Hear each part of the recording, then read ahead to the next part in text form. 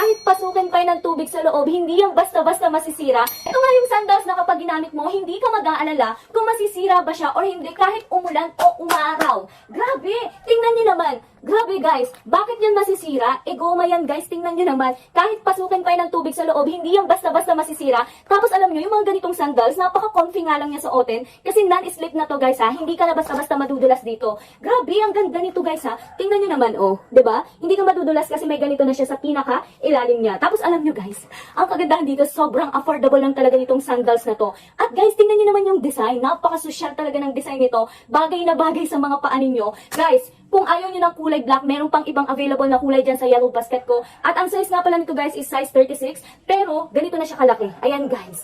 Tapos guys, meron ding available pa na ibang sizes dyan sa yellow basket ko. Grabe, sobrang ganda. Tingnan nyo naman guys. O kahit itupin nyo siya ng paganto, paulit-ulit, hindi yung basta-basta masisira. Kaya talaga namang napakaganda nitong sandals na to. Kaya kung bet nyo nito, ilalagay ko yung link sa baba. Check out mo na to. Go na.